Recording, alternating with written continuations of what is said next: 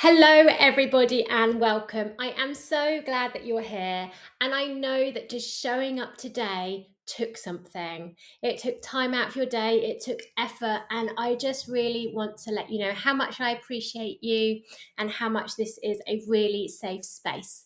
So, whether you have been struggling for years with your eating or whether you're just starting to wonder maybe something needs to change, you belong here.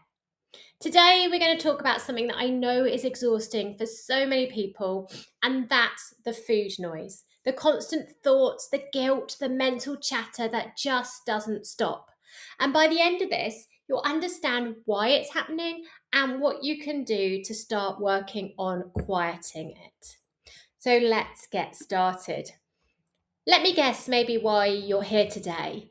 Maybe you want things to be different. You want to move forward in your relationship with food. You want recovery from the problems you're having to be possible, but something keeps getting in the way. Because the food noise in your head right now is just so loud, isn't it? It's the constant thoughts about what you've eaten, what you shouldn't eat, what other people are eating, the guilt, the comparisons, the mental maths that never stops.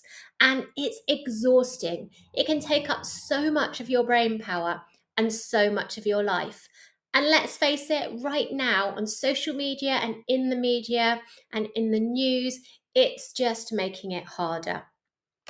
So maybe you feel like you've tried it all before. You've tried all kinds of things. You've read the books, you've followed the people, you've signed up to programs, you've done courses. Maybe you've had some therapy or even seen somebody for some nutrition support. And perhaps it's worked for a time, for a bit, but then something goes wrong and you're back to square one, wondering, what's wrong with me? I want to just let you know that nothing's wrong with you. It's the fact that the approach wasn't complete enough. So maybe, just maybe, it's time to try something different. Something that's actually getting people long lasting, real results. It's not a quick fix and it's not something that's easy, but it is a genuine shift that can be long lasting. So let me just introduce myself because I've not done that yet. I'm Priya. I'm an eating disorder dietitian and I've been working in the field for over 18 years now. I've worked privately and I've worked in the NHS and I've seen so many brilliant, intelligent, determined people struggle with their relationship with food. Not because they weren't trying hard enough, but because the system and society around us is letting them down. So I got frustrated and I decided to do something about it.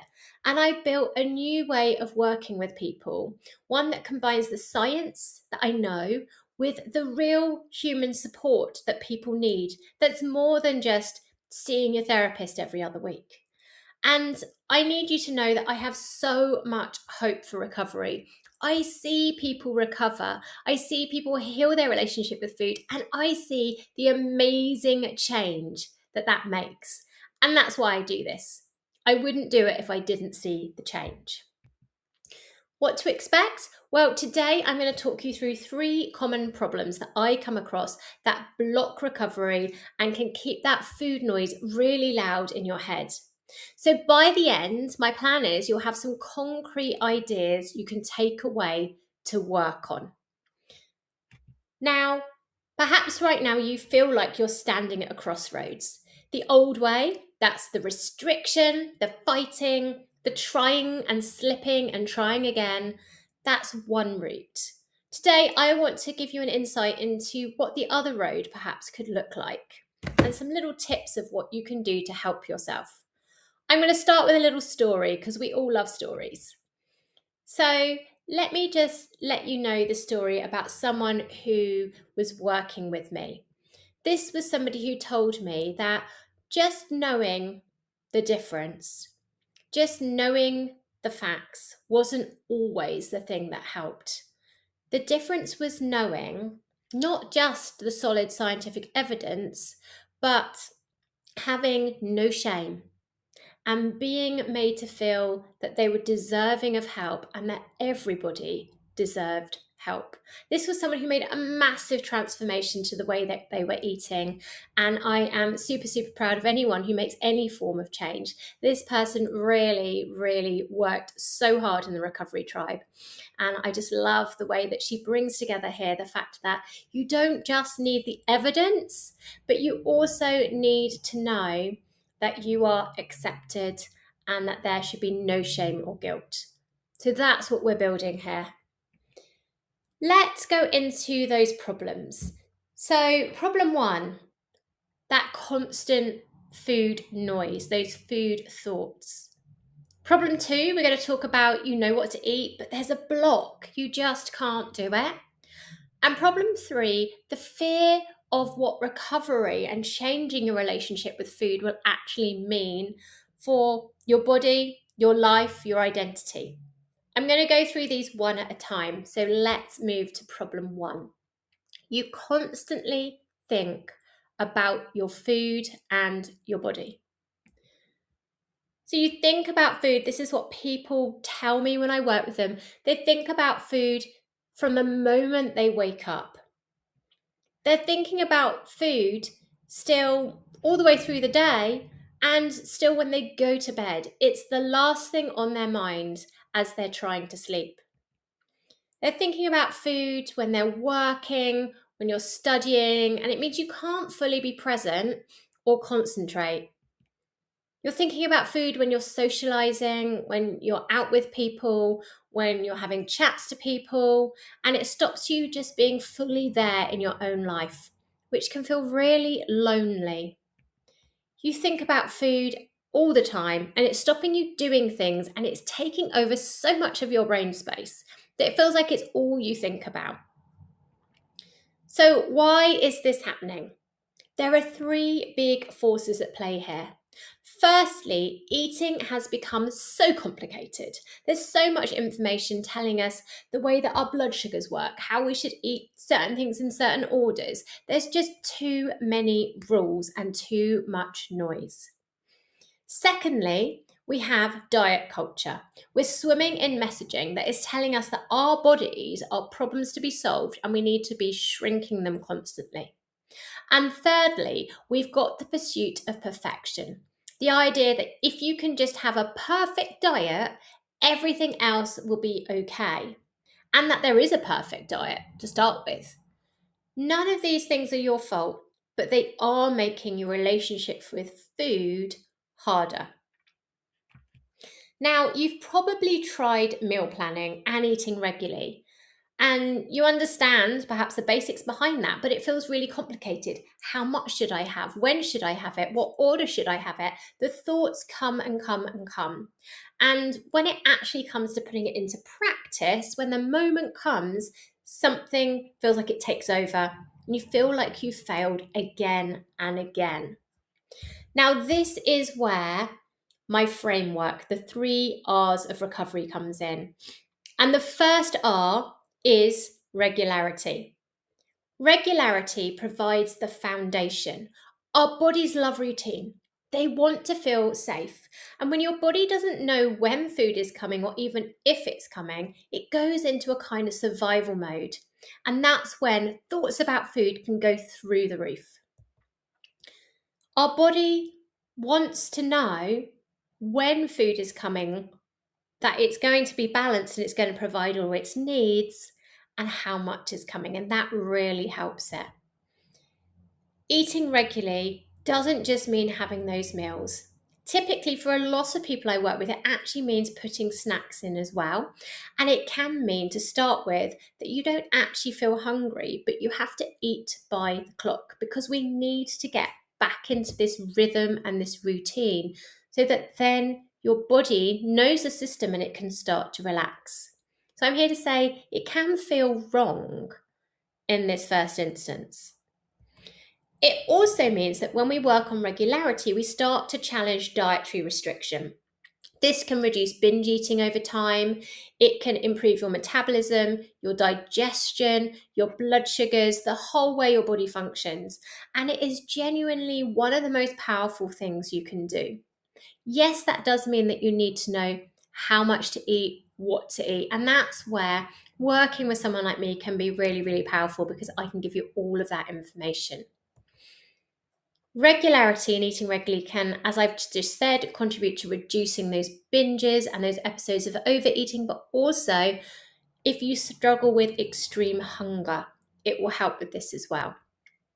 And we get those improvements in our metabolism, our digestion, and how the whole body functions.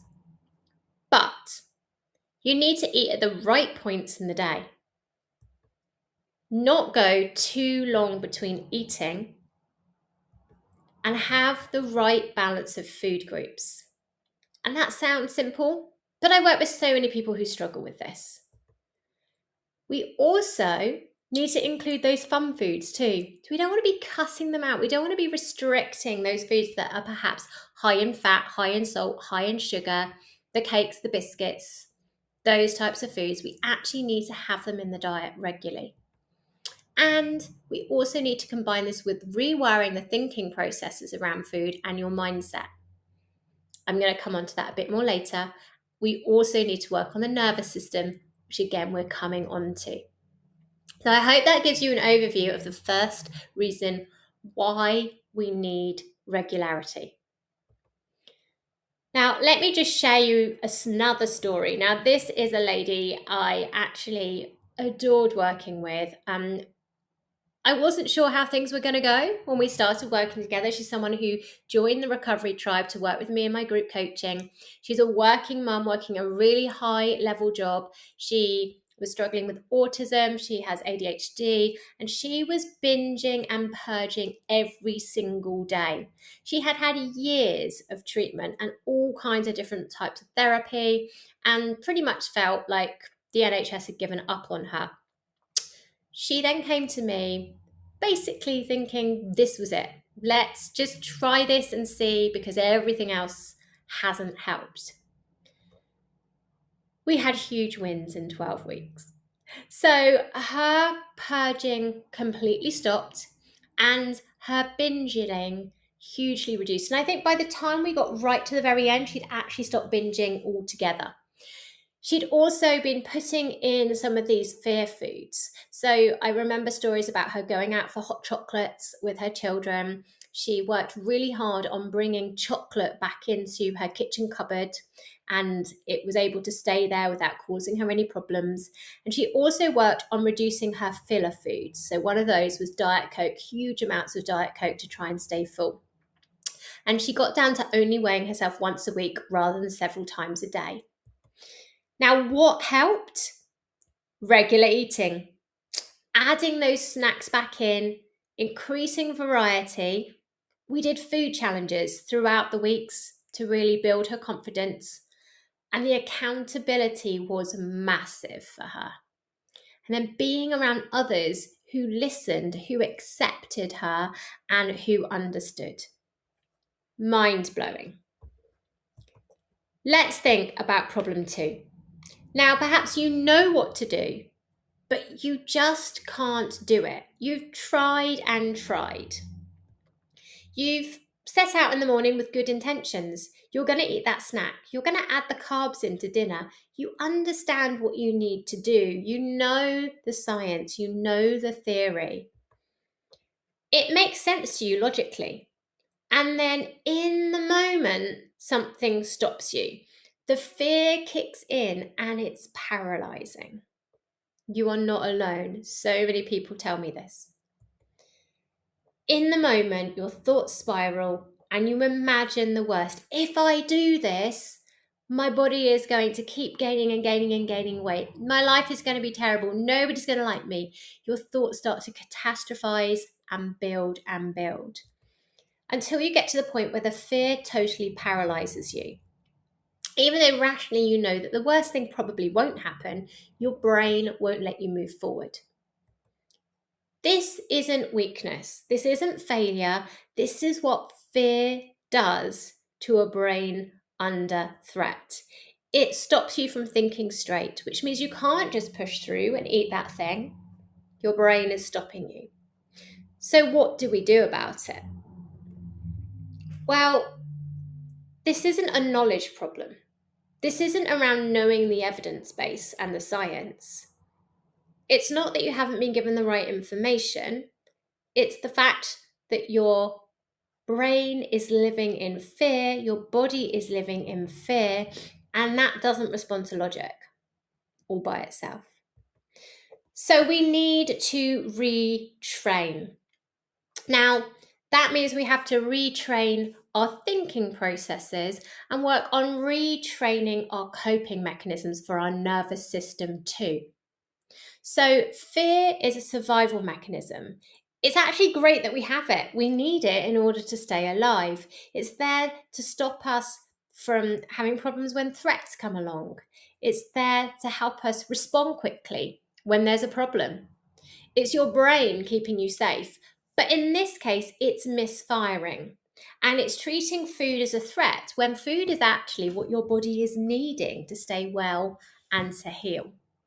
So we have to keep telling and showing our brain that food is safe, that nothing terrible is going to happen when you eat that thing.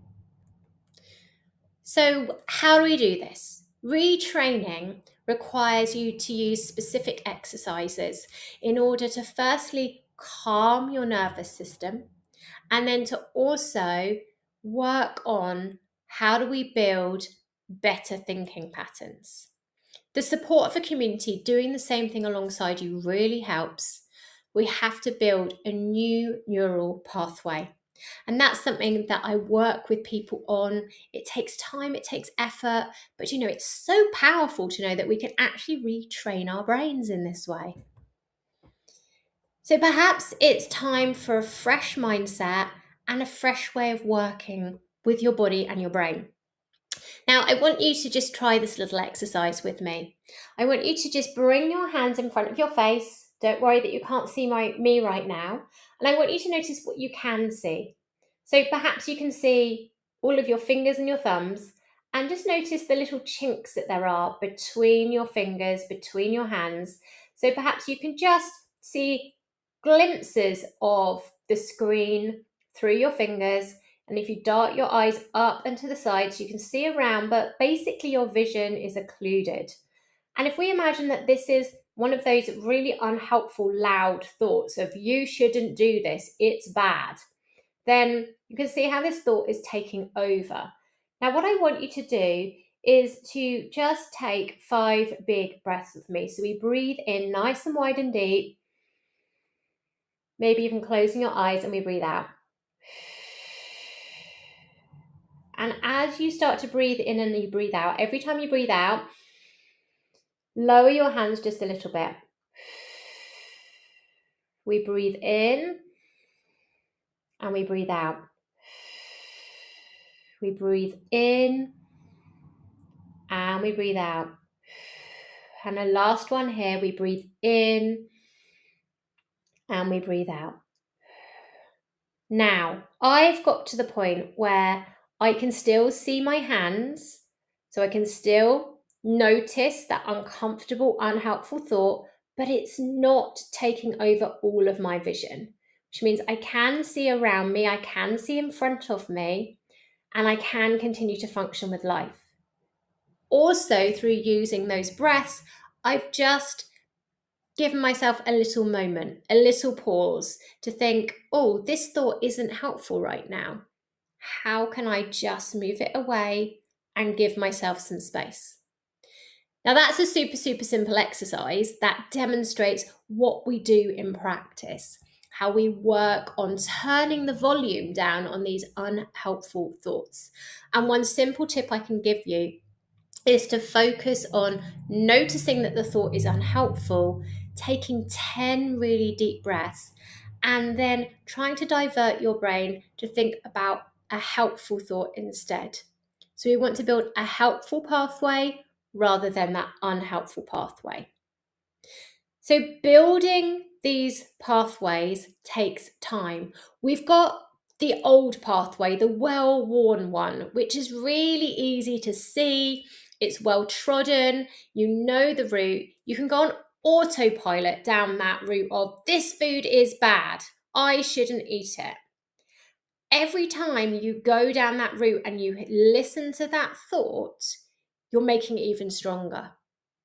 So it makes sense that trying to build the new pathway, the helpful pathway, is actually going to take time and a lot of effort, because we've got to hack the trees down, we've got to dig the path, we've got to lay it, we've got to walk over and over and over and over it until our brains go, oh, food is safe. It's okay for me to eat 3 meals and a couple of snacks a day. This is actually what my body needs. And through repetition of noticing the loud, unhelpful thoughts and then building up the more positive, helpful, kind, compassionate thoughts, we start to remodel and rewire. The other part of this is you can't rewire your brain until you tidy it up a bit. So if you are in adrenaline mode and you are constantly on edge and in this fear place, we have to work on calming the brain and the nervous system first. We have to tidy up.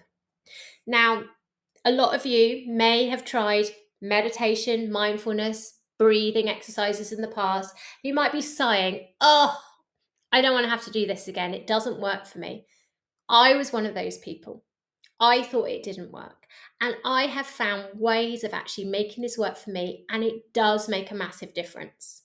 So one of the things we do on the Recovery Tribe is we work through week by week different versions of mindfulness, meditation, and breathing. We talk through all kinds of different coping skills. We try them out and we find things that actually do work, rather than just giving you that generalized list. Now, let me just share a story from somebody who, like me, thought that the mindfulness and meditation wasn't going to work. So this is Adi, and Adi started the Recovery Tribe having just gone back to uni after a year out. He had been having treatment with the NHS. He'd actually done pretty well, but still had portions that were too small and was avoiding some foods. So he came onto the Recovery Tribe to finish off this work, also because he needed to keep gaining some weight to remain at university. So he'd had this work that had worked short term. After 12 weeks, he made incredible progress. Now, he really did work hard and really engaged in the community aspect of this. And he worked out through this time that actually he could change the way his brain thought about food. So he no longer counted calories. He no longer categorized food as good or bad. He didn't have foods off limits. He was doing things like joining in social occasions, eating out with friends, going to lunchtime groups and having the sandwich that was there and the cake as well. And he found that he also didn't have the urge anymore to check calories, which is incredible, isn't it? Incredible. Now, what helped? The number one thing that really surprised him was the breathing techniques. Now, we tried a whole range of these to find something that worked for him. And he also used some different skills to help with his nervous system. So he tried some somatic skills. So we had some things like temperature that really worked for him, shaking that really worked for him. And then we also worked on an awareness of noticing his thinking styles, noticing when his brain was spiraling or catastrophizing, so that he could call it out and go, okay, I notice what's going on right here. Let's see if I can redirect myself to a more helpful route. And that helpful route for him specifically was mantras. He had a whole notebook of these positive affirmations and phrases that helped him that he would turn to.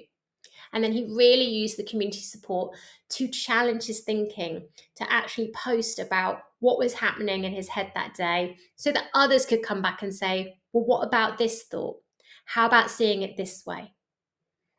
The huge surprise for him, as I said, was the breathing and the mindfulness. He was very skeptical, and this is actually taken directly from a testimonial from him, but he came to find these things really helpful. Let's move on to problem number 3. The fear of weight gain and what recovery will mean. So you might be worried about, what will my body end up looking like if I work on this regularity, if I add in the fun foods, if I do all these things that Priya is saying? Will I still be liked and loved by people? Will I be accepted? Will I fit in? Will other people want to hang out with me? And will I actually like myself? Who will I be at the end of this? Because my way of eating, my body being like this, it's become part of who I am. This makes me feel safe. And I want to be honest with you. I can't pretend that these fears just disappear, but I can tell you what happens when we work on them. You might also be thinking, well, how am I going to cope if I haven't got all of my food issues here, which actually do help me? How am I going to cope? And who will I be? What is the end result here? Now, that can be so scary when you don't know what's going to happen at the end. Who will I be? What will people be liking, loving, and accepting and wanting from me? Who am I? So perhaps you want to recover, but you don't know what your recovered body will look like, feel like, and be like. Will people still like and accept you? Will you still like you? That brings me on to my third R, which is restoring. Now, one of the things that I've worked on recently with my last group on the Recovery Tribe is we did a lot of work on identity. We worked on recovery not just being around food, it's actually restoring who you are, your identity, your purpose in life, your reasons for being here, your reasons to recover. What is it that you want to be able to do that you're not able to do now? What is it that's missing? What is the point? And restoring your body function and brain function. That could be your hormones, your menstrual cycle, your brain, your energy levels, your mood, your ability to participate in everyday life, your social eating. What is it that you really need to focus on restoring? Now, one thing that can happen is that for some people, their eating can be part of their identity. And a huge part of this work can be about remembering who you are, what you stand for, the core things that people really appreciate and value about you, and that you are not defined by your body and your food. So we work together on this process and actually learning more about that for you. I'm just going to share the story about Lou. Now, Lou was someone who lost her way during her A-levels and was restricting her food. She was exercising a lot, she'd lost her periods, and she'd withdrawn from everyday life. She'd stopped seeing friends, she'd become quite isolated. After 12 weeks of working hard, and doing her A-levels in this time as well, it must be said, she ended up being able to eat all meals and snacks and realising it actually didn't impact her weight. Made no difference whatsoever. She was able to eat out with her friends and her brain worked better. She got through those A-levels. She did really, really well. We celebrated with her and her period came back, which showed that her body needed this regularity. Now, what helped? We did lots of work on the regular eating, lots of work on the portions, and she was really encouraged by everyone in the group. She was hearing that others were eating regularly and it was okay for them. And she did reduce her exercise. She also really worked on the meditations and found a new way of coping with the stress there. So I hope that that's given you some food for thought, if you like, thinking about how actually we need this regularity in terms of eating. It is so important in terms of the balance of nutrients that your body gets, how often you're eating, helping your body feel safe. We need to work on retraining those neural pathways so the brain is able to start strengthening the helpful pathway and not just diverting on autopilot to unhelpful thoughts. We have to work on also retraining our nervous system and using these techniques to just help with finding new ways of calming the body down. And we have to work on restoring who you are as well. I hope that's been helpful and useful. I'd just like to take you through a few moments of telling you about the Recovery Tribe. So if you are interested in working in this way, here you go. This is what we do. So the Recovery Tribe is something I set up due to a gap that people told me about. When I went on calls with them, they told me, these are the things that we feel are missing. They told me that there was a lack of support. They felt isolated. They felt lonely, that they were not sick enough, perhaps, in their mind for more intensive support. I question that because I think everybody should have one-to-one support if that's the right approach for them. But the real key about the Recovery Tribe is it's cheaper than that one-to-one, and you get the community. And the community can just be the thing that is the game changer. It helps you know you're not alone and that others have the same thoughts, feelings, and struggles as you. So what do we do on the Recovery Tribe? Well, we have weekly group calls, and these are led by me. And in those calls, we go through some practical skills that will help you calm your body and your mind. So we might do a meditation together, a piece of breath work together, or something altogether completely different. I've tried many, many things over the series of Recovery Tribe groups that I've led, and I've picked out some of the ones that most people go, these are the ones that I really, really love. There's also plenty of those that are recorded, so I can also direct you to other ones. And we always do this group work, this group calming work at the start of one of our calls. Then we spend the rest of the call perhaps having a bit of education and talking about the module of education that people have been watching, the videos they've been looking at, but then going around and giving support, checking in. How are things going for you? How are those goals that you set out to achieve? What do you think you need to work on next? What's come up in your week? And we give each other support. And that's not just me giving support, you get to give support and receive from other people too. And then we've got our community space, and this is the equivalent of like a Facebook group where you can post, you can tag me to get my feedback, you can also connect with everybody else, and it's a really good place to just chat and say, oh, this came up for me today, what do you think? Or yay, I managed to have that cheese sandwich at lunchtime at last, it wasn't as bad as I thought, and this is how I did it. Reading other people's posts and commenting, and also posting yourself, can be really, really useful. And then we've also got a whole range of video content, of downloadable PDFs that you can use, and I will direct you to things that are going to be helpful for you within the course. So that's how we work. We run for 12 weeks. A little testimonial about this, because it's always good to hear from other people. This is somebody who, for the first time in her life, felt truly understood by a professional, which is heartbreaking that it had taken this long for her to feel understood. But she said that through Priya's honesty and relatability, she felt understood, she felt heard, she felt listened to, and that meant that she could connect her need and her want to recover for the first time. Amazing. Every time I read these testimonials, it just makes me go, oh my goodness, this is why I do this work, because I just want people to get to this place. Another one is that the live group sessions. Now, so often people say, oh, I'm not sure about those group sessions. I don't do well in a group. I promise, actually, after a few, you will settle into it.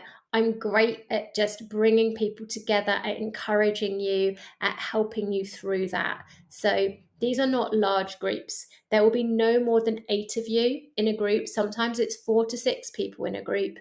And so you do get a chance to talk. You won't get left behind or left out. And I go around and just kind of gently encourage everybody to be part of things. So the group sessions really can be so helpful. So we go in to think about, okay, maybe this will be useful. What do I get? You get an initial call with me where we just check in and we just see where you are. What is your starting point? Is this right for you? Then you get 12 in-depth modules of education, which are videos of me like this, where I'm talking you through.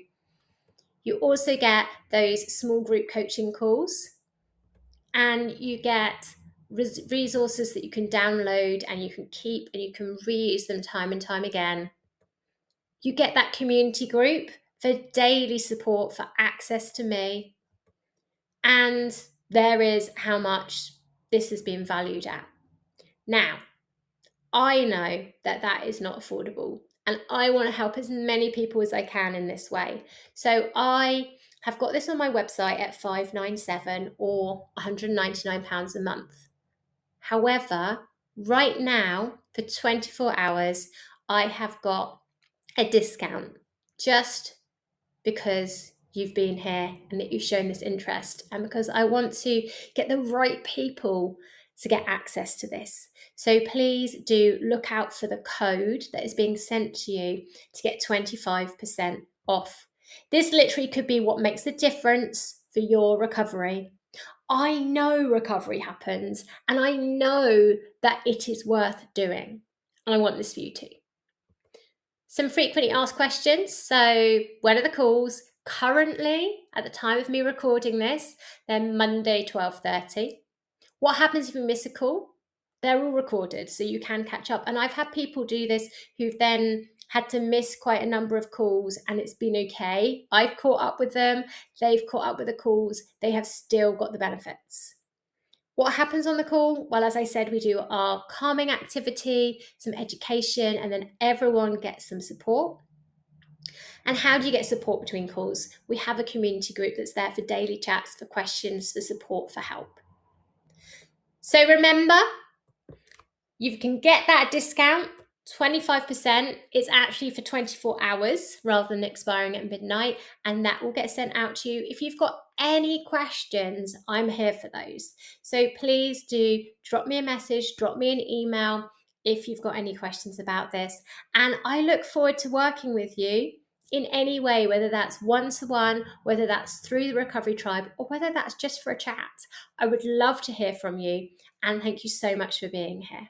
I hope you have a wonderful rest of your day.